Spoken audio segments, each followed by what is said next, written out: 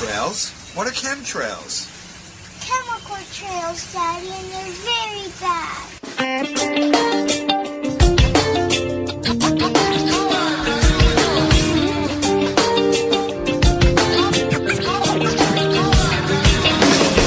I look up to the sky. Can you tell me why? Can you tell me why? Well, this is Dane Wigington with GeoEngineering Watch Radio for the week of December 20th, 2014. We have still a basically covered up whole North American continent. Shows up on the radar every day. We've got Greg and Russ with us on air right now, and we spoke off air about the fact that they're still completely covered with canopy in different parts of the country. We kind of have a triangulated location between the three of us. So the attempt to fire hose moisture in off the west coast, aerosolize it, and scatter it across the whole country continues. Anybody who looks at a combination map, a combination radar visible satellite map, you can see where the rain is falling and what's covered with cloud, and you have these immense areas covered with basically rainless cloud cover. So while the climate continues to unravel, we have the mainstream media still preparing us for some perhaps coming false flag event. And on CNN, they spent about a half hour a day or so ago talking about the self-radicalized terrorists, the lone wolves, that all of us need to keep our eyes out for. So I guess if we see a family member or a neighbor that might be considered suspicious in any way, we're supposed to start turning them in. I mean, we've really reached a point of almost science fiction idiocracy here, where we have media is so clearly a tool for the few at the top. This is what's so astounding about our situation. We have a few people at the top that are literally pulling all the strings, while all of us are herded off the cliff like lemmings. And we have media people like Wolf Blitzer. Does anybody think that name is real? Is his name really Wolf Blitzer? Here we have a former AIPAC, that's the Israeli lobby, by the way. He's a former AIPAC lobbyist that's now a newscaster.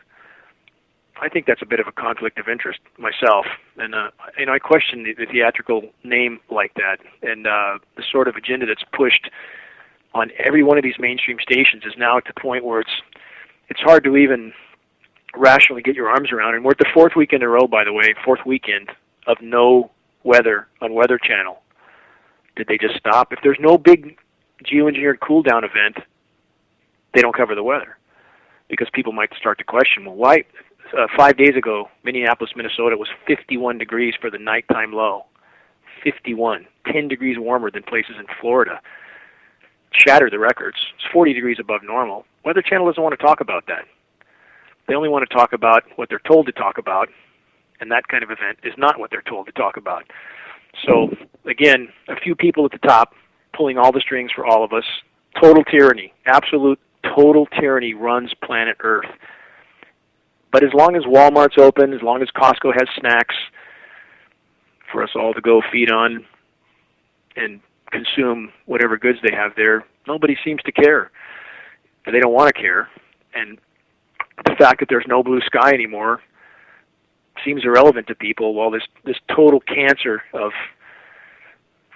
criminal, psychopathic, quote-unquote leaders that run the country or run the planet continue to tighten the noose around all of our necks.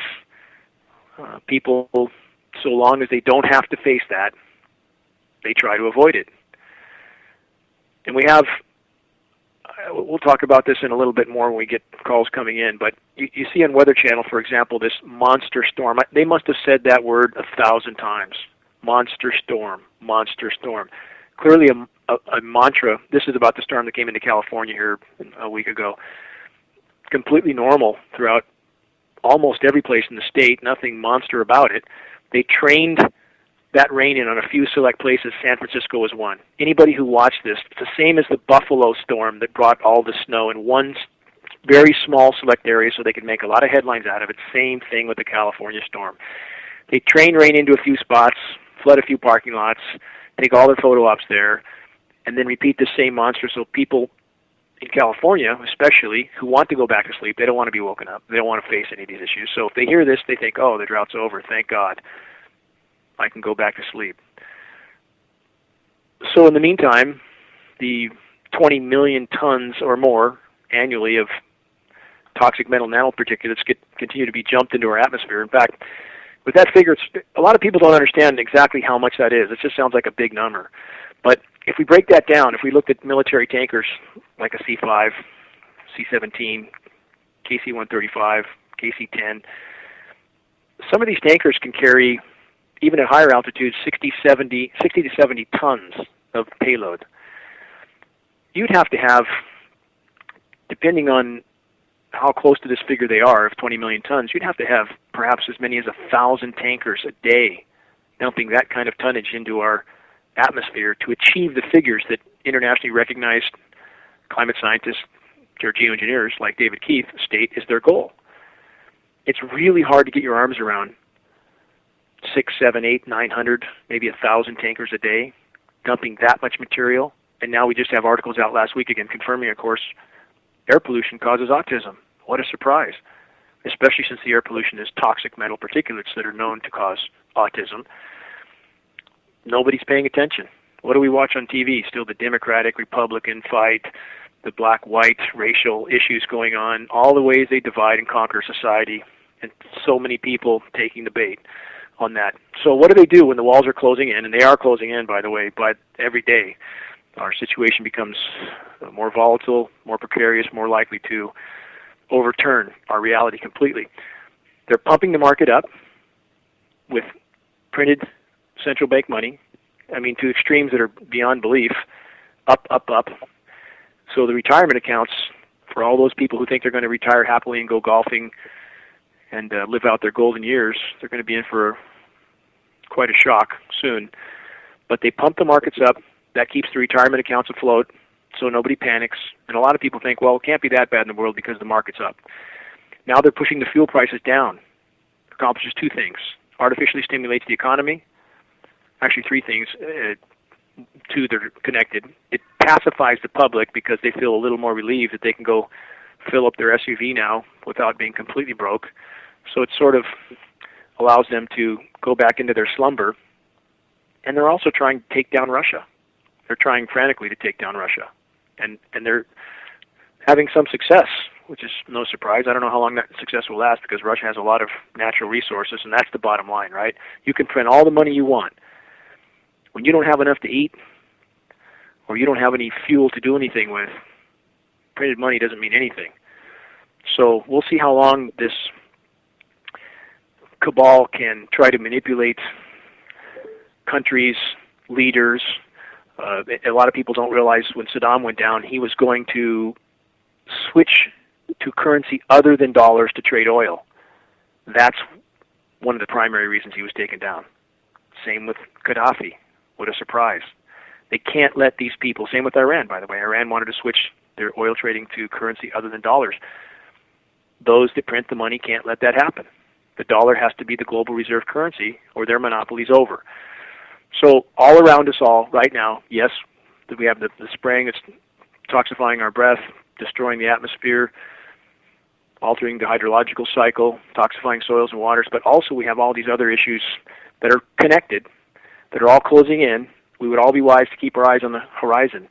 And denial is an extremely strong emotion. All of us have experienced this. Anybody who's tried to share this issue has certainly experienced this over and over again with family members, friends, and so forth. Denial is one of the most primitive of emotions. Psychological study proves this. People in denial get very angry if you disagree with them or if you challenge their views or beliefs. And this is not just in the communities of people who don't want to believe climate engineering is going on. We have people in our own community that exhibit the same emotions. Denial is everywhere. It's not hard to recognize when people have certain behavior, and again, it's hard to challenge this emotion. All you can do is walk away. If people aren't ready to believe something, they tend to lash out at anybody who doesn't want to accept their denial. And again, with the spraying issue, we've all experienced this over and over. We have family members that don't talk to us, at least I have that. So it's important we recognize, and I think it's important that people do perhaps a bit of study on denial so that they better understand it, because you can't really just crack that nut open. And here's a short excerpt from a psychological manual, Understanding Denial as a Defense Mechanism. For neurotics, behavior such as denial is an unconscious defense mechanism that protects against the experience of unbearable pain. With disordered characters, what we commonly perceive as unconscious defense, i.e. denial, are more often deliberate tactics of impression management, manipulation, and responsibility avoidance. Just a small excerpt, but the bottom line is we would all be wise to understand denial better, and we would recognize it around us, wherever it's at, because it's rampant. It's rampant in our society, and even with our own family, friends, and this is again one of the most basic, primitive, and powerful defense mechanisms out there. On that note, Russ, I want to open up the phone lines early. We'll do it in about 4 or 5 minutes. But on that note, Greg, also, I want you to mention, if you would, the exchange you had with John Neeson from the AMIG group, the Arctic Methane Emergency Group. And here's where, again, I stress denial is everywhere. Even people who acknowledge one truth may deny another. And this is paradoxical, but it's the case in many arenas. So again, we have a group of scientists, the AMIG group, who accurately are stating the severity of our climate situation, very accurately, in fact, perhaps even conservatively, but that we are in free fall toward a planet that won't sustain life on the current trajectory if we don't change directions. And then we have the same scientists, and Greg, I want you to take off in a second, the same scientists patently denying climate engineering and calling for it as if we need to do it immediately, as if they don't know it's been going on for 65 years. So we have them acknowledging one truth accurately, when we have a whole lot of the other climate science community not willing to acknowledge the severity of our situation, completely ignoring data, in fact, falsifying data and omitting data. There was just a meeting in UK about 4 weeks ago on the Arctic Methane Emergency. UK, NASA, US, a lot of big agencies there. The top 80 climate scientists who specialize in the methane situation were not invited. Why is that? Because they don't want the public to know just how serious and immediate our situation is. So on that note, Greg, John Neeson, chair for AMIG, who calling for a acknowledgement of unfolding global cataclysm in the Arctic, but denying, at least what I got from his letter, Greg, was he was denying that there was anything to fear from climate engineering, more or less. Can you elaborate? Yeah, I would agree. I would agree with that, Dane. I wrote to him short and sweet, said, "Hi, John. Thanks a lot for your response." This was actually my return response from his original response, and I wanted to get to the heart of the matter. I asked him, what is your opinion in regard to the geoengineering currently being conducted worldwide? We are seeing a marked increase in aluminum-related illnesses and astronomical increases in the amount of aluminum found in soil, water, and snow samples. Just curious what you think can be done to stop this assault on our biosphere. Thank you in advance for your candid opinion. I give him credit for getting back to me, but he started with, "Hi, Greg, there is no such assault. I think you have been reading from unreliable sources, from people who think that all, in quotations, interference with nature is necessarily dangerous. People who think that by reducing our carbon footprint all will be well. People who do not realize how dangerous the Arctic situation has become.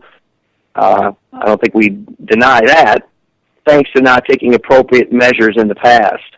Drastic measures have to be taken now underlined, to cool the Arctic if catastrophe is to be avoided. But it can be avoided if we act in time. That is the considered opinion of AMEG, which contains top experts on Arctic sea ice and intervention techniques. To say that there's no such assault, this guy is clearly delusional. Well, this is where, again, when someone says all interference with nature is not necessarily bad, I would challenge anybody to find any interference with nature that's gone well. None of it's gone well. And we have all these PhDs telling us that it's okay to interfere with nature. And with 150 years of this kind of interference on a major scale, we are in free fall toward total extinction. So back to the denial end, here we have a group of scientists that is accurately trying to sound the alarm on just how dire our situation is on the current trajectory, and then in total denial in other arenas. And then we have people who acknowledge the climate engineering, who acknowledge that it's certainly horrific, doing horrific damage, but have total denial, aggressive denial, with the fact that our planet is indeed damaged, that indeed we are in a very dire situation. And so there's no shortage of denial to go around, is what I'm saying. And he also agreed, Dane, that aluminum, barium, and strontium have been tried for other purposes. That's in his words. But it's still denial. I mean, he's still, if he is so in a closet that he doesn't know this is going on over his head, he's in an alternate reality. And exactly. Again, the same is true. The same is true for a lot of people that recognize the climate engineering is going on, but seem to recognize none of the effects, don't seem to recognize that human activity as a whole is a form of geoengineering, and it is. I mean, how can that be denied? If you cut down 90% of forested lands, is that not geoengineering in some form? Of course it is. Of course it is. It changes the whole hydrological cycle. So what I'm saying is, those who really want to look at the truth should really look at the truth from all angles. Get rid of preconceptions, get rid of ideology, and get rid of denial, because there's, again, no shortage to go around. Russ, can you open up the phone lines now? I want to get as many callers in as we can today. And Russ, by the way, didn't mean to cut you off or not bring you into the conversation sooner. You guys are being hammered there pretty steadily too, yes? Yeah, it's been a really rough week here this week.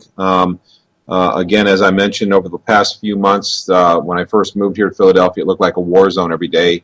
Now, most days, with a few exceptions through the month, most days it looks, when it's not completely overcast, that is, when we do have clear blue skies like we did yesterday, you can look up and very carefully look at these jets flying at high altitudes with very short, non-persistent trails. Nevertheless, the air is still just saturated with this material. So today we have overcast skies. The air has been bad this week, quite intense this week for us. So same business going on here. Life's pretty intolerable like that for me. I'm sure it is for you, Russ and Greg, and everybody listening. We were just faced with a battle that none of us wanted, but that has to be dealt with. It has to be dealt with. Denial won't make it go away. And like a lot of things with the lives we've all known in the industrialized society we've all lived in, the math says that's not going to continue either. But is that so bad? I would rather live on a planet. In fact, if I could, I would go back to a planet that was primitive and pure in a moment. If I could live in teepees and eat acorns on a planet that's healthy and not completely decimated, I would do it immediately. And I've wondered so many times, if I could go back 30 years knowing what I know now, could I change things? Could I affect things in a manner that might have a bigger picture effect? And I'm sad to say I think the answer is no, because until people are forced to face reality, they will deny it. The majority of people will deny it. Not all, but the majority. So even now, we have a lot of people who feel if the climate engineering is stopped, and it needs to stop, and it's the most important factor, that everything will go right back to the way it was, and nothing else that we've done to the planet is a problem. And that's denial too, big-time denial. So the bottom line is, the sooner we all face reality, the more chance we might have at salvaging something out of the situation. And a lot of things are going to have to change, even if we can stop climate engineering. Climate engineering should be the first thing we try to stop, and the most important issue we should focus on. But we should all look with completely clear eyes, no matter what. In fact, Scott Peck, if anybody's heard of The Road Less Traveled, it's a very well-known and powerful book. Scott Peck, a world-renowned psychologist, he said the hallmark of a healthy mind is a willingness to face the truth, no matter how bitter or dire, and to not turn away. On that note, Russ, let's take a call. Okay, caller. We had a caller who called in about 5 minutes ago, and we're not getting a phone number on you. You're on. If you called about 5 minutes ago, who are we speaking with? Caller, you there? Last call. If you called in to speak with us within the last about 5 minutes ago, you're on. Okay, no problem. Caller with the number that ends in 62. Who are we speaking with? Hey guys, it's Ty from East Texas. Hey, Ty, how are you? Hey, I'm good. A couple of weeks ago when I called, we just ran out of time and really didn't get to. I had a question for y'all. This is Greg with us today? Yep. Okay. This is mainly for Greg and maybe for y'all too. But I wanted to know, Greg, what you thought about the RF towers that are popping up all over the place, because they're going up a lot where we live at, and there's probably one every half mile. And this might not have anything to do with geoengineering, but I just want to know what y'all think about it. To be honest with you, Ty, I'm not that familiar with the RF towers going up in that kind of frequency. Are you, Dane? A bit, and I just got the notice from somebody who doesn't want to publish himself on data with this, but what I'm told right now is that there's about a $15 billion project that Homeland Security is involved with to upgrade and increase the power of RF transmitters, which they're still categorizing as cell towers around the country. That's a hell of a lot of money. And that's and what he said is the amount of power they're pumping into these stations now, or they're upgrading them to, is quite astronomical. Now, I haven't had a chance to verify this data, but we see an awful lot of RF frequency signature on the clouds in the sky. This, the rippling effect that most are familiar with. So it's a huge part of the program's, Ty. They appear to be ramping them up, and at this point, who is to say what's a cell tower or what's being used for climate manipulation? We can't really separate that, but clearly the RF frequencies are a major part of what's happening, and who knows what else they might be involved with. And also, and this is even more important, the upgrading of these communications towers, which may be part of climate engineering as well, but it's also for drone control. We know that they're pushing for an incredible amount of drones by 2020 in our country operational. We know that in 2010, they GPSed everybody's home. Everybody's doorstep is GPSed. I brought this up before. They hiked into my land twice to GPS my doorstep. And the second guy I caught here, and what do you do? It's some college kid that he was very intimidated by what I told him and what he was doing, which he didn't understand. But everybody should think about this. Why did they GPS all of our doorsteps? Why do they want so many drones? Why are they upgrading these towers that are being done by Homeland Security, part of this scenario? There's so many elements in this cancer, so many. It's very hard to get one's arms around it. But we're back again to the point of, if we could unite the population under one common cause, the fact that we've all been poisoned with these programs, if we could pull the curtain back with this issue, all the dominoes would begin to fall. So anyway, Ty, that's what I know. There is upgrades going on from what I understand. Dane, I'll also pitch in, Ty, and I'll add this for those who haven't heard about this yet. I'm looking at a study right now that abstract says that, the title is Method of an Apparatus for Cell Poration and Cell Fusion Using Radio Frequency and Electrical Pulses. I think that there's already some electromagnetic system in effect that actually, the idea is that if you douse people with certain frequencies of electromagnetic energy, it opens up their cell walls and their blood-brain barrier, so that otherwise benign amounts of toxins then become cause morbidity, sickness, and even death. And this is something that we could also consider maybe part of what's been going on for a while. In a nutshell, not only that, Russ, but you've got, there's some that would, I've read on the mind control aspects of different frequencies. And when you look at the way the people are acting around us, you wonder how much interference is caused by the electromagnetic frequencies, and obviously the interactions of the fluoride and aluminum and all these different metals. It's a toxic mix for sure.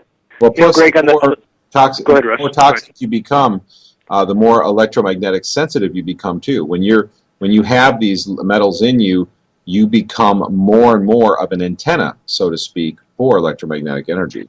On the term mind control, Greg, and I know that's a term that a lot of people use and understand. I would more categorize that as mental disruption. That it's not as if they can, from any technology that I've ever seen data on, any sort of quote unquote control, but rather disruption, and that's certainly, we know, a result of what we're already exposed to, mental disruption. No doubt, like Russ just said, if you're a walking antenna, bare minimum, it's going to disrupt your neural activities and et cetera.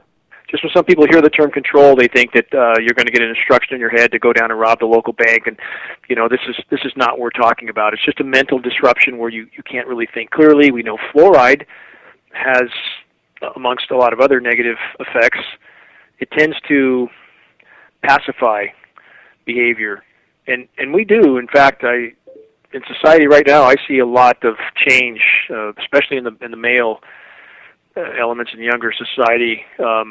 It just seems a lot different than when I was younger. So, and there is study to back this up, by the way. But anyway, plus, Dane, with different frequencies, there's been research about causing certain behavioral changes.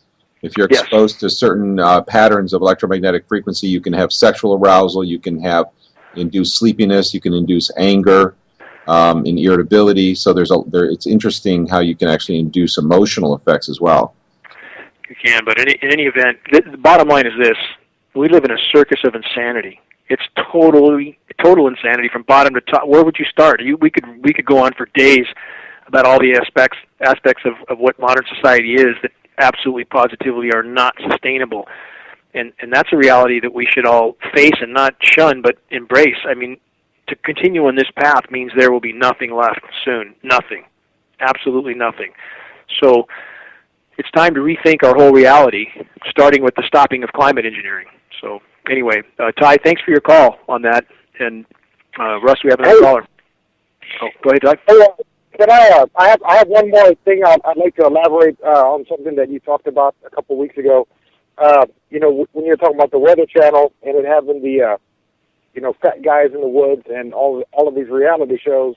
Well, as soon as you said that on the air, then I tuned in and I was looking at it. I was like, sure enough, all they're playing, we're having this wild weather pattern, warm winters all over, and they're giving us a marathon of reality shows. Well, it went from the reality shows to the craziest weather.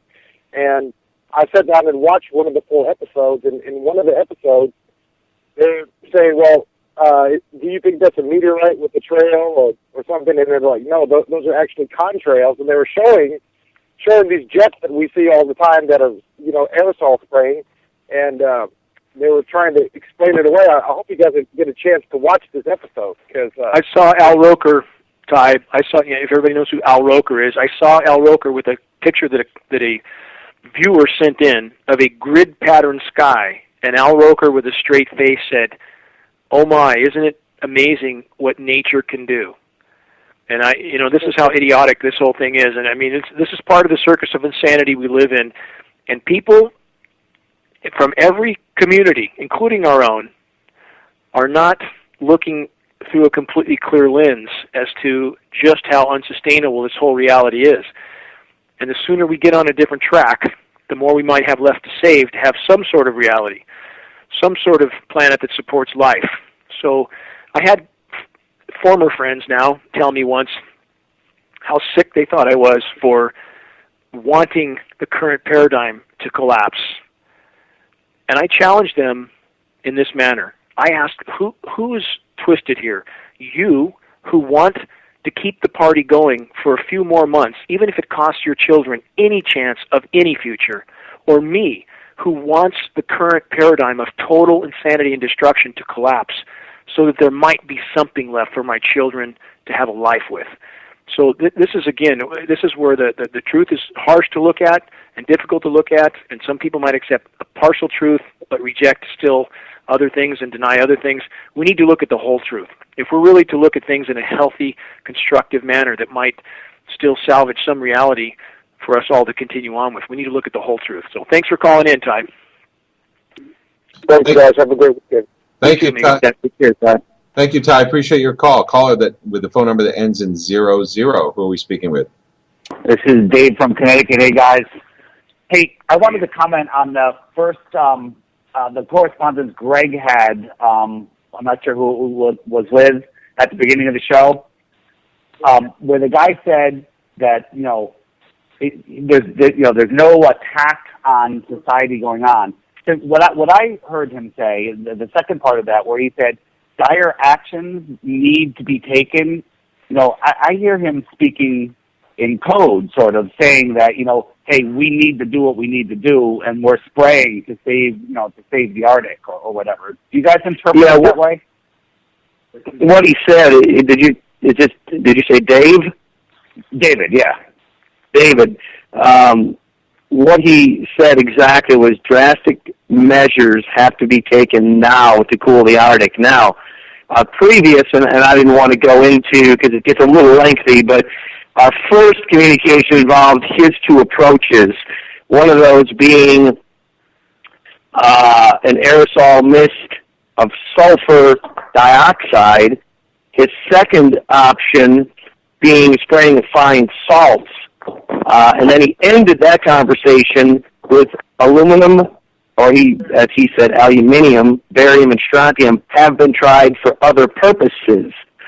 But I think what Dave's saying, Greg, though, he feels, and I think he may be right, I think Dave may be right, that Nissan knows this is going on. He's simply taking a certain tack, a certain position, because he can't admit it. Oh, no doubt about it. I agree. Yeah. And I feel the same with, I know Guy McPherson. He's also with the AMA Group. I've had a fair amount of communication with Guy. In the past, Guy let me post an article on his blog, Nature Bats Last. Guy took a big leap in allowing me to do that because he caught hell. He gets hundreds of comments from academia around the globe, and they crucified him for allowing me to post that geoengineering was in fact a reality. And I feel from Guy, certainly he knows this is going on, but he can't say anything. I think these guys have been threatened with much more than just the loss of their retirement, so they can't say anything. So Dave, you might be exactly right. Hey, one more comment. The thing about the cell towers, where they may be used for drones, they may be used for geoengineering, whatever. When did you know about the switching over the cell technology? I forget the name of it.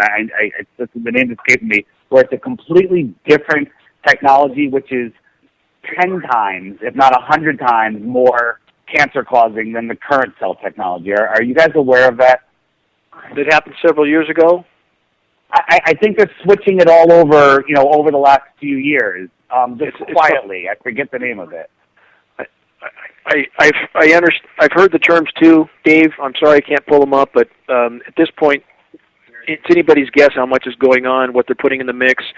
I just put, a test in yesterday that what I'm looking for now in the test now, and this is to kind of dovetail on what you stated, that they may have switched to technology that might be much more harmful to us. They don't care anymore. They don't care what they dump on us. They don't care what they microwave us with. What I'm looking for in our rain test now is some sort of chemical or elemental defoliant, because we are absolutely seeing trees, the leaves on trees, wad up after certain rains in the falls as if they've been hit with a defoliant, and there are elements that can cause this effect because they're trying to create the change of season where it has not been cold. It has not been less than 46, 47 degrees here all year long. We have had nowhere near freezing temperatures here, and yet all the leaves are gone from all the deciduous trees. Happened after a rain. So I'm looking for a number of different chemical constituents or elements. So back to the increased radiation they might be throwing at us. They might be dumping who knows what on us now to cause the leaves or the trees to drop their leaves. They don't care the effect to the population because they know that the whole paradigm is going to overturn soon. And at this point, I don't think there's any restraint on anything they do. So, back to the crisis situation of focusing on one target. If there's one thing we could do, if we could expose the fact that we're all being sprayed, I think it's the single most uniting thing that we would see with global populations to try to rout the cancer that is going to kill us all if it continues. Which is the global power structure. Thanks, Dave. Thanks, guys. Thank you, Dave. Thanks, Dave. Yeah, Dave, thanks for calling. We're open to take phone calls for anyone who wants to call in. Dane? Greg, I have a question, and while we're waiting for anybody else to call, you guys had some freezing temperatures back there, so all your leaves are gone. Russ, you had as well, but I don't know if in previous years, Greg, because you guys had some warm years, like 2012, for example, and it's funny how fast Americans have forgotten that. 2012, the warmest year ever recorded in the continental U.S., 362 all-time high records set, 0 record lows, and of course, the geoengineering was really ramped up. And this is where it's perplexing in our own community. We have a lot of people who don't seem to recognize the engineered cool downs, and that's a little perplexing because you've demonstrated the snow, Greg. You've demonstrated the nucleated snow yourself, experienced it yourself. But on some of these warmer years, Greg, did you see the leaves remaining on the trees, and did you see any kind of phenomenon like that, which I just mentioned? Most definitely. You saw them wad up and hang on the trees and hang there just dead, trees foliated with completely dead leaves? Oh, most definitely. I'm looking at one out the window right now, actually. Definitely not normal.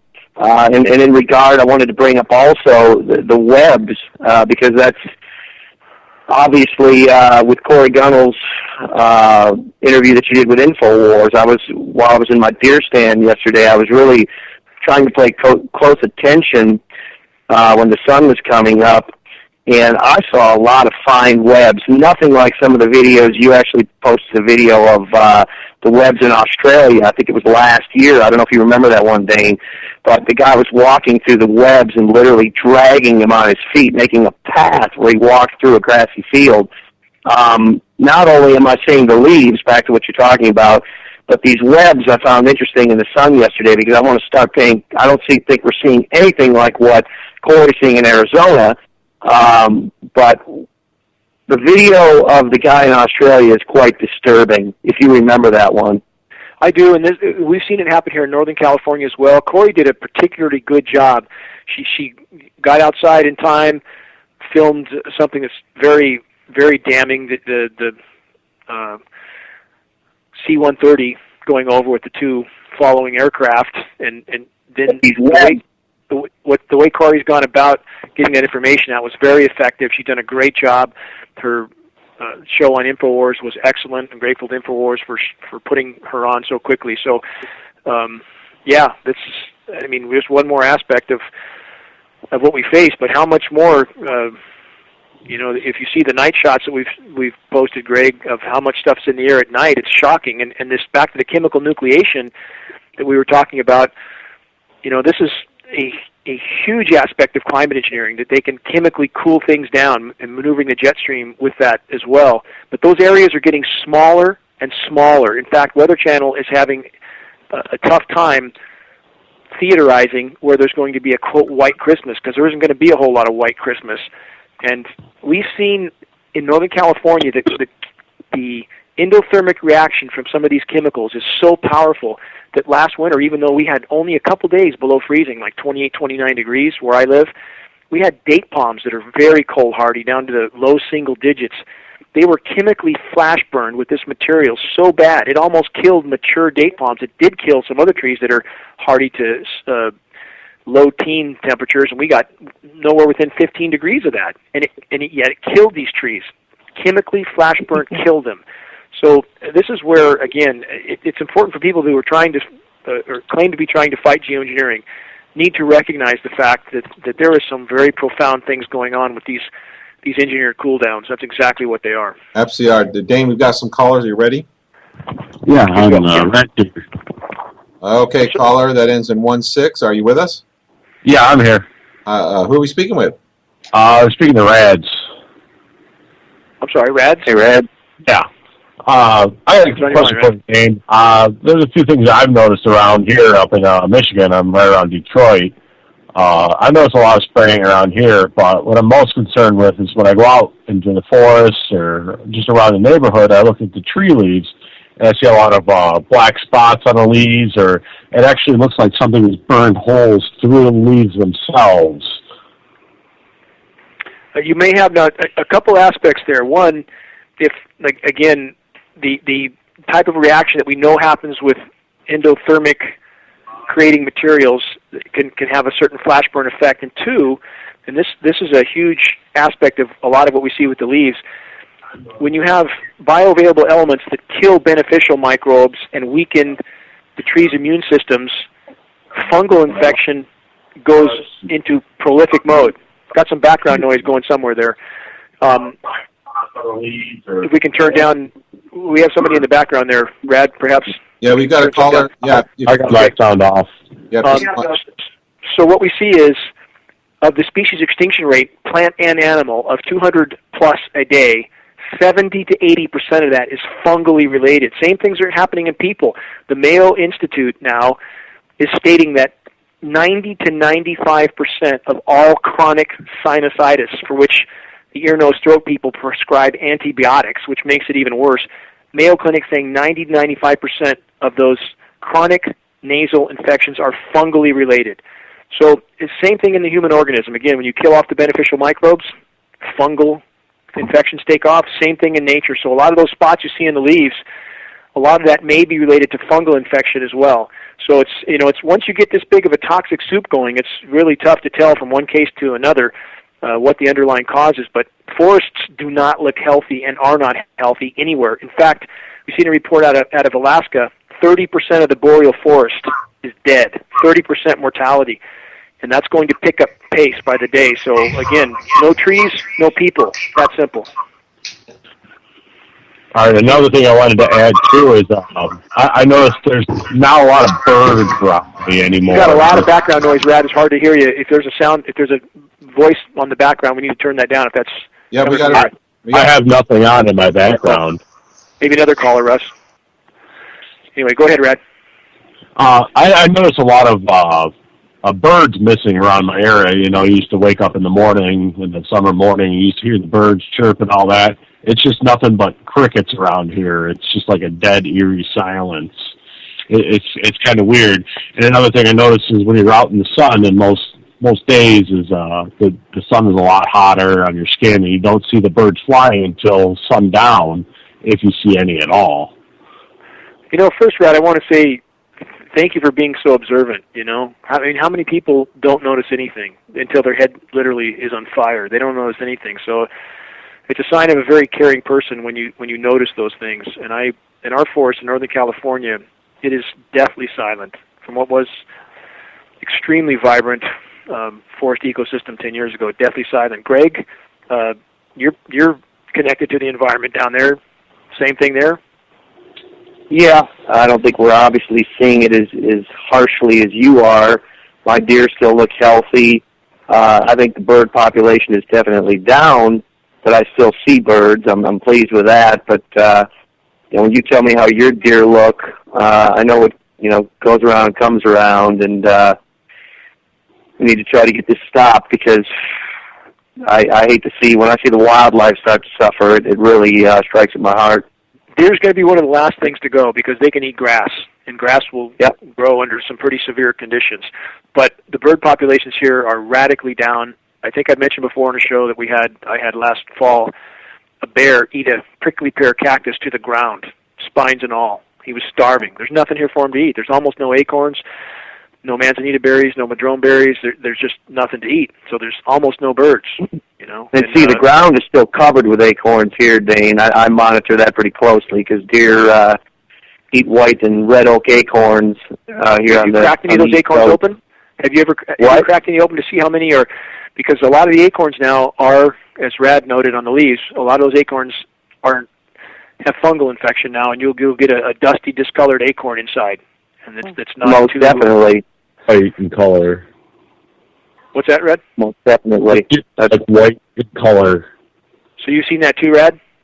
Oh, yeah, around here we got a park down the street which I volunteer at, and the squirrels are still eating the acorns and everything, but I see a lot of the shells and all that, and you see pretty much like a white residue on there on the outside. Yeah. You can have different. Where are you at, Rad? Where are you from? I'm from Taylor, Michigan, which is downriver. Okay. Right? You can have different colored residues depending on the type of fungal infection. We have, some on the East Coast. You have the bat infections on their faces. It's killing a lot of bats. When people like John Nissen say not all interference with nature is bad, eventually any interference with nature you can trace to a whole lot of bad things, period. And the sort of blindness in academia in this regard is truly astounding, truly astounding. So, hey, Rad, thanks for that observation. We're going to try to grab another call. Thank you very much. All right, thank you. I'm going to sign off. Great, Rad. Thank you for the call. Caller with your phone number that ends in 23. Who are we speaking with? Hi, this is Helen calling in. Hi, Helen. Hey, Helen. I wanted to corroborate what Dane was saying about the leaves. I just spoke with a friend of ours. She used to come on to the Monday call that Russ had for a couple of years. And she lives up in Illinois, in the northern Illinois, around Rockford, something like that. And she's quite a gardener, knows a lot about plants, and she and I were speaking on the telephone, and she was asking me the same thing about the leaves. She was stunned because so many of their leaves are still on the trees. They're curled up, just like what Dane was saying. Now, here in North Georgia where I live, all around my farm, most of our leaves are down. We do have some that are like that are curled, and I have, actually, when Greg and Mary Lou came by here, I don't know, a month or 6 weeks ago, I showed them there's a tree that I have, an oak tree, and there are two leaves that have died, and then there's kind of like a branch that makes like an unhappy face, if you drew an unhappy face instead of the smiley face. And those two leaves, and it looks like an unhappy face that the tree's making, going, oh, please stop spraying me, you're killing me. And that has been there since last spring. Those two leaves that are dead have never come off that tree. So we do have instances of that. And I think it's kind of prolific, like the tree is just sort of going, please, please help us, But anyway, it's still there. It's still there, the unhappy face. I look out every day, and there it is, just going, this is really bad.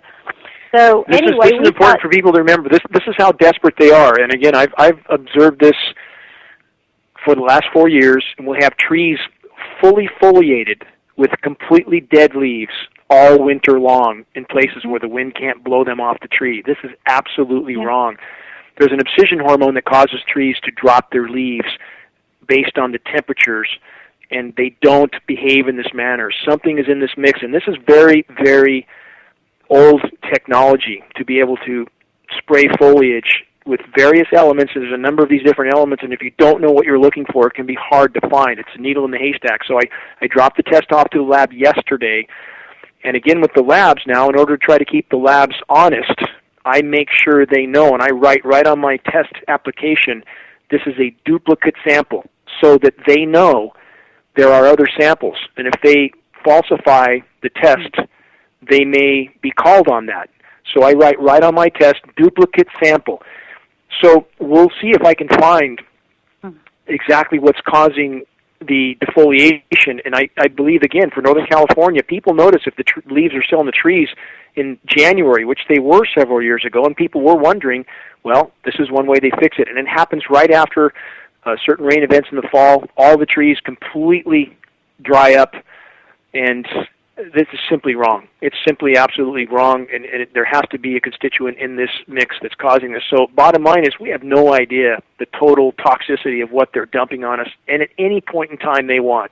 As the walls close in, and I know everybody knows this, but I want to say it again, at any point in time they want, and they alter that mix, it could be game over right then and right there for all of us. And at minimum, we know that they are pulling the noose around all of our necks because we're all getting sicker by the day. Yeah, Dane, one point I wanted to make in that regard, you had said that maybe this is too much personal information, but you had said your hair was falling out. You were talking about the fact you're getting older, and we're all getting older, obviously, but I've had conversation with Loren Murray in months past, and you talk about a toxic mix. She's talking about she believes that they're guiding this nuclear fallout from Fukushima into the United States, and came up with a lot of different becquerel figures, basically way over the limits on the West Coast for mandatory evacuation in full hazmat gear.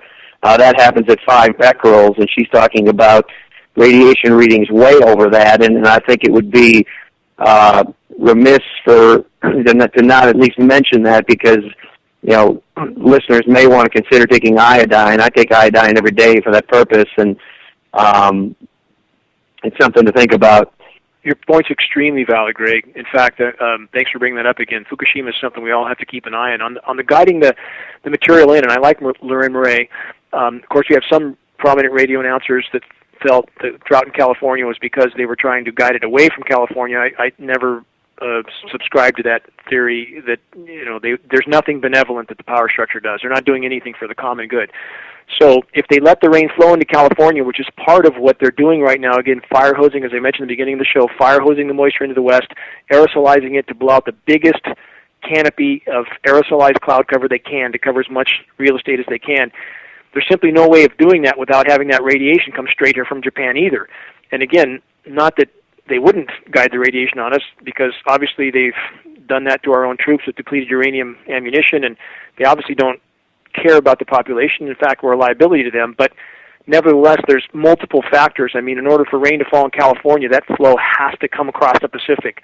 So it's hard to separate what the real agenda is, but the fact that we should all be taking iodine, I completely agree, Greg, and we should all keep our eye on the Fukushima situation, because that's getting worse by the day. Fully agree. And you can get that. I think it's povidone iodine that you can rub on your chest and abdomen. And I've heard, I did talk to Loren about this probably about a year ago, as to, because she recommended really watching your green leafy vegetables. She eats all root vegetables because of the exposure of the radiation, obviously to the exposed vegetation. So you got to believe that would have an effect on trees also, that it obviously can't be good for the foliage on trees.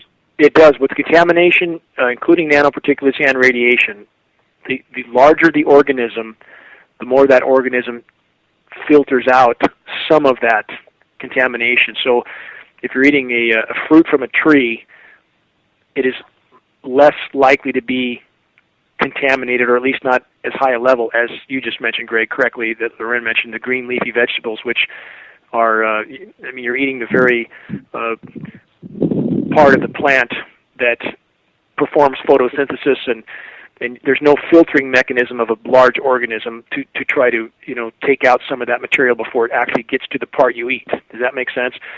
So, something to keep in mind, and the roots are better than the leafies, as you said, so we can only do what we can do, but again, we got to try to stay alive, keep fighting this battle. That's for sure. Can I just say one quick thing, and then I'll sign off? This is Helen here. On aircrap.org, they have the latest interview with Loren Murray regarding that, and she talks about the radiation danger. So anybody that wants to go and hear that straight from her, it's on aircraft. We should all look at that. We should all look at that. Yeah. Thank you. Okay. Helen. Well, thanks, guys. I'll get off. Thank you. Take care. Thank you so much for the call, and thank you for everything that you do. Caller with your number that ends in 04. Who are we speaking with? Hi, this is Levi from Washington. Hi, Levi. Hey, Levi. Hey, I just wanted to say, it's weird that nobody notices, we had the hottest month on record in Oregon, because I was there about a year ago. And at nighttime, the temperatures don't really cool off, as much as they used to. Like, it's sitting around 55 tonight with the rain and stuff. When the rain comes in, that warm, tropical air comes in with it. It does. And you bring up a really important point, Levi. And this is where, especially in Northern California, at the top of the valley, which is right where I live, and the rain comes up that valley, comes through, sometimes the big tail of the storm swings through further south, and that moisture has to be a consistent temperature if it's swinging right off the Pacific. So when they're not ice nucleating heavily over us, and this happened in the last week, the temperature's up about 60 here, and then when they start to heavily nucleate over us to try to cool some air down to get a little bit of snow to fall in the mountains north of us. The rain will slow down to a near stop, to a drizzle. The temperatures drop 15, 18 degrees, and it's a very strange cold air in the ground. I mean, your breath tends to really fog even at not that cold of temperatures, and you see a lot of particulate in the air, and it's they're just trying to cool off what they can in some places. But the temperatures, you're right, and the nighttime lows are raising. This is important for people to hear and remember. Nighttime lows are rising twice as fast as daytime highs. In other words, the low temperature for the night is gaining ground or increasing at twice the rate of the daytime high. So that's why, again, I refer to Minneapolis, as I mentioned earlier in the show. 51 degrees was the nighttime low.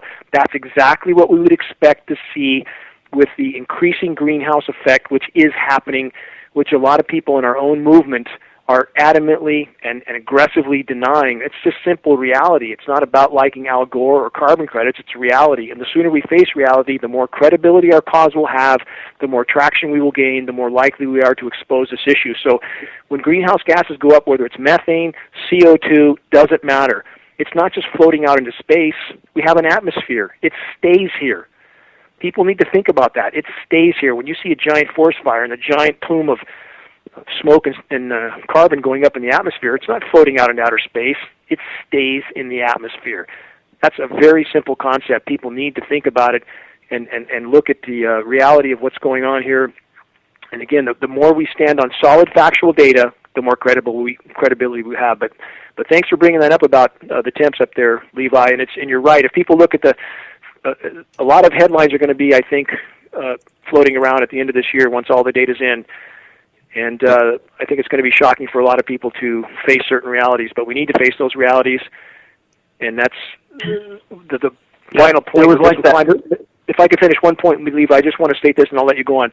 The climate engineering is making a bad situation far worse overall. Anyway, go ahead. Yeah, it was like that map that you had that's projected for the rest of the year, and it's all above average everywhere, even in Alaska. It is. And that's kind of scary. But another thing I was going to say was I just appreciate what you and Russ do, And I look up in the sky and I blatantly see they're spraying in front of the sun, exactly like the proposed, what they're going to do. I mean, that's a mountain of evidence, like you always saying.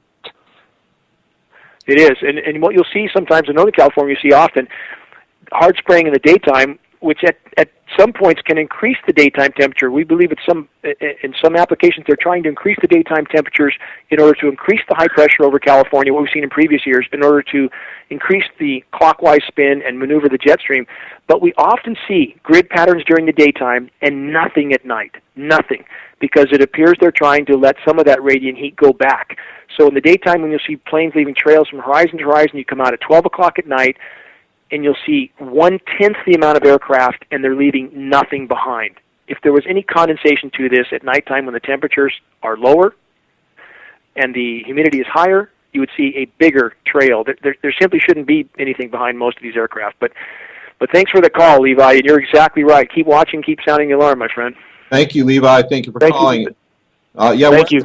We got just a few, just about 30 seconds or about a minute left here. Kim, I know you tried calling last week. How are you doing, Kim? Hey there, I'm hanging in there.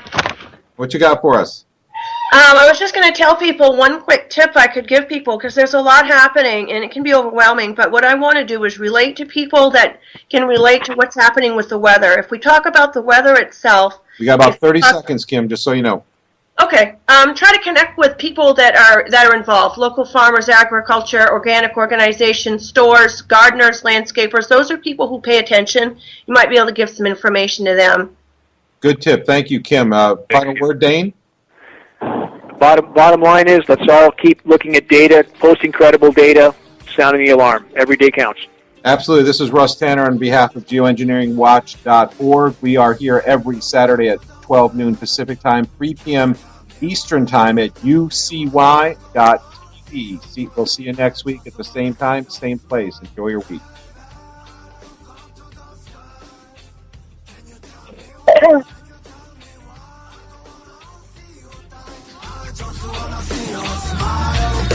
Melody that is can't